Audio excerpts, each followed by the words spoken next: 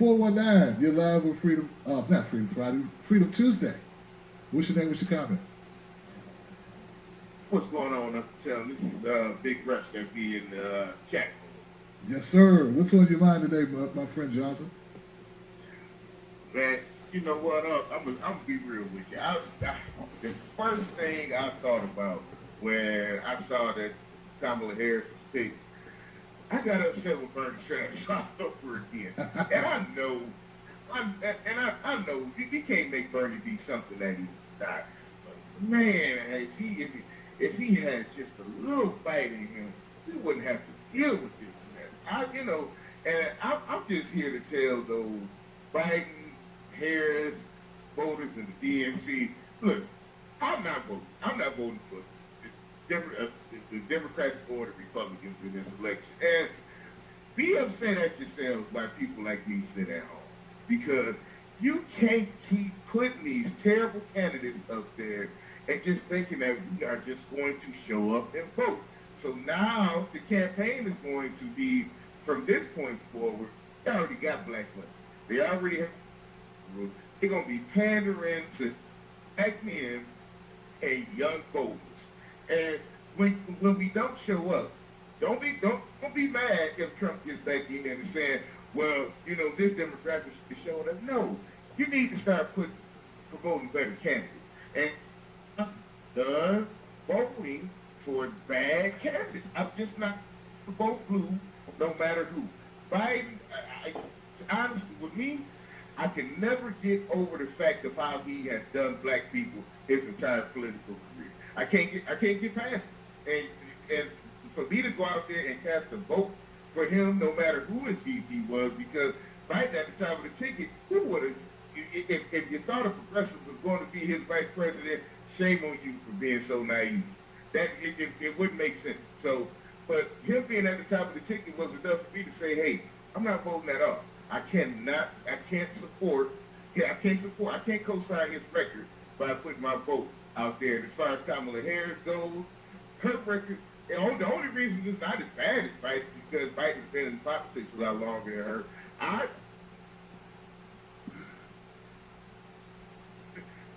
have it, hey, enjoy it. But guess what?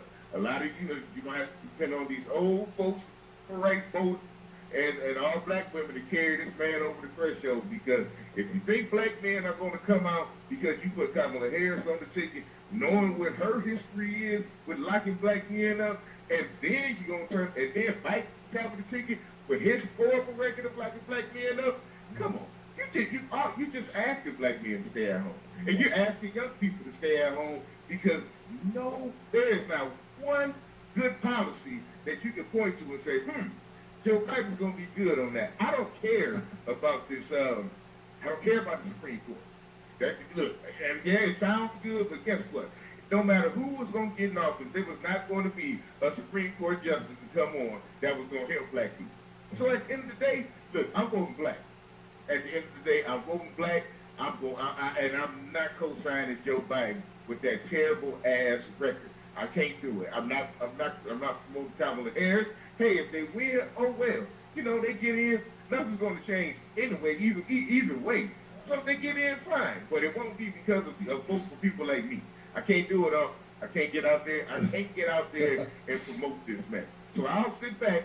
I'm going to sit back, and I'm going to wait for a candidate with Bernie Sanders policy that actually has the fight over Donald Trump without all the lies. Woo. That's what I'm waiting on. Until that candidate comes up, I'm never voting again. And I'm fine without voting again. Yeah, no, no. When you hold on. When you say you're not gonna vote, please tell me you're gonna vote down ticket. You're gonna vote for other officers besides. Oh. When it comes to state and local elections, of course, I'm all over it. I'm all over that, but I'm talking about as far as the presidency goes. I'm done voting that. Look, I'm a truck driver. I take care of my family pretty well. I've been blessed to be able to continue to take care of my family through this pandemic. So I'm just not going to go out here and cast a vote for the Democrats, knowing they're going to do the same exact thing that Donald Trump is doing. They're just going to talk a whole lot nicer to you and do all the shit in the back room while Trump do it out front. That's what the only difference is going to be.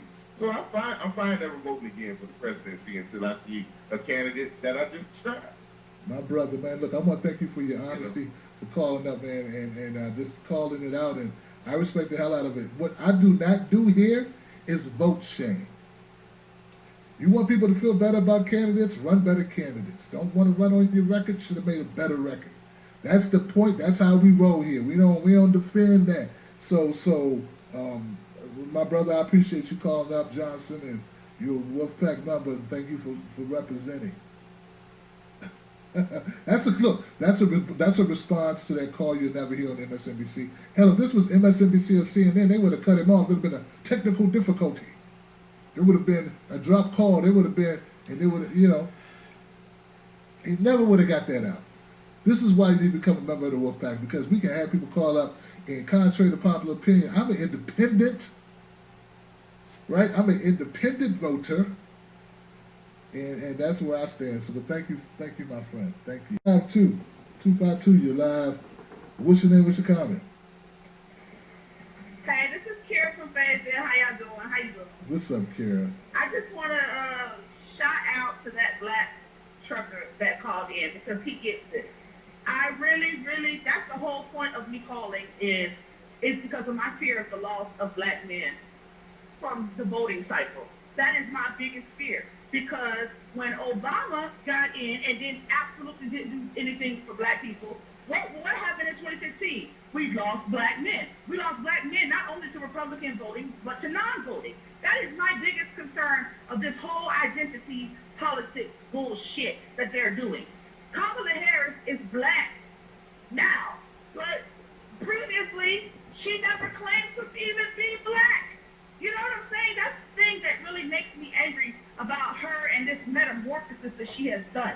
What she has done is she's putting the veil over a lot of these older black folks' eyes. And I agree with you. When you have these conversations with family, you do have to be careful. Because I had a conversation yesterday with a family member, and she was like, well, everybody got some shit with them. You know, that's the kind of bullshit that's coming forth. The same thing they were saying when Biden said, if you don't vote for me, you're not black. It's just crazy. I don't get how this lady can be praised in one hand, but she lies so much. In one instance, she said she was smoking weed listening to Tupac when Charlamagne questioned her. Then you go back and you look at her record. She wasn't even in college at the time when she said that, when Tupac and them. I don't believe she stands with Tara Reid. I believe she's two-stepping right there with Biden. That's why she was chosen. Because she's probably coming out in the media and she's saying, I stand with women, but behind closed doors, she's letting Biden know, we don't care about this. This is what I'm on. I'm on Team Biden. Period, full stop. The only person that wins with this pick is the corporatists. They now pretty much have a shore up the next 12 years of corporate-friendly politics. No changes are going to happen. They're not going to be reprimanded for what they have done. This is now going to be the second time that they robbed the public of their funds, and they're not going to be held accountable. And it's crazy. I don't get how anybody who is voting for Biden can look at this and think that, wow, this is a good thing. And my biggest concern is for people of color, because people of color, they're looking up to this. They're like, yay, this is a good thing. But is it really a good thing? You know what I'm saying? Is it going to be a good thing 12 years from now when it's time to pick somebody else?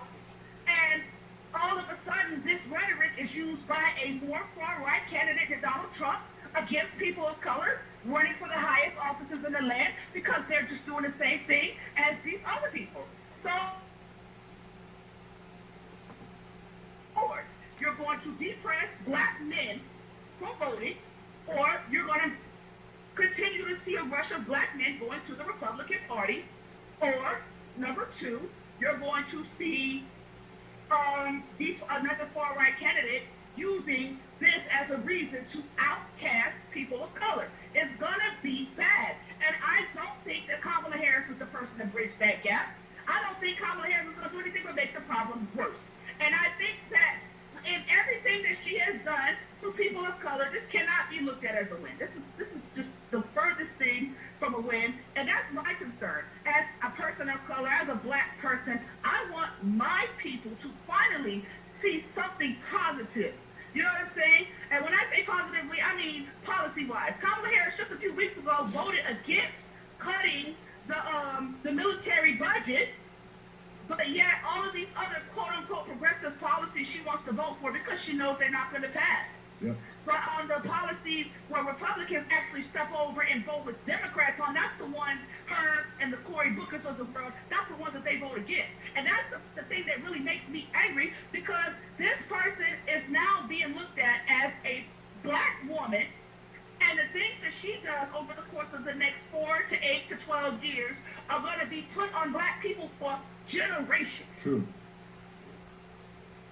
And that is so frustrating to me, because she's the wrong person. That's why I say about when people say, oh, Stacey Abrams, or oh, do things positively for people of color. This is Obama all over again, and it just may be the thing that convinces a lot of black men not to vote, like the caller that came in. I hope that he will at least consider, if he's still on, hearing what I'm saying, he will at least consider voting green. If anything, that would be the best thing, since he said that he's going to vote for the state and local elections, because there are state elections being ran at the same time as this presidential election. And I hope that he will change his mind and vote green. So maybe we could get 3 people instead of 2, because the duopoly is really killing our democracy, and it's definitely not helping people of color. It's keeping us right where we are, and that helps no one. I do good in life, you know what I'm saying? I'm a truck driver just like him. I own my own truck, and I do very well. But the point I'm trying to make is, I got family out here that ain't doing well. I got family out here that young and old.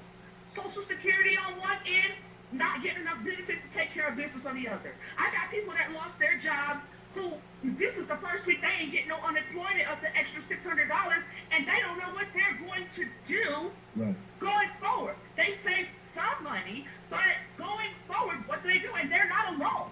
You know what I'm saying? But they're the ones that are going to be hit the hardest, because they're the ones that have the low-paying jobs. They're the ones that do not get the assistance that they need to get to move forward. And they're not going to be able to get through times like this with politicians like Kamala Harris not willing, although she did sign on to $2,000 a month, fought out when the first deal was out there. She did not speak up. And that is when it was needed. Bernie Sanders fought for that $600. If she had fought as hard and used her political whatever reputation, I feel like that would have been a step in the right direction, where we could have went that way, where every American could have got a monthly stimulus, and we could have shut this country down like it needed to be, and coronavirus would be out here running rampant to this day. I mean, I saw a story where New Zealand, they're now living regular life because they got rid of the virus. They're free and clear. We should be in something like that. We should be there. We are considered the most richest country in the world. There's no reason why this is out here like this. People are only going back to work and putting themselves at risk because this is, I mean, they can't afford to not to. It's a shame. You know, I'm sorry to go over and over. I'm sorry. Y'all have a good night. All right, Karen. Good. I mean, great call as always, sister. Great call. I just gotta give some other people a chance to be great. But I love it, man. And God, you made so many points. I'm not even gonna comment. You said so much. You dropped so much truth. I hope that brothers aren't depressed, man. Brothers. You know, I hope they're not depressed, brothers. You know, I get a little cynical from time to time, you know, because I expect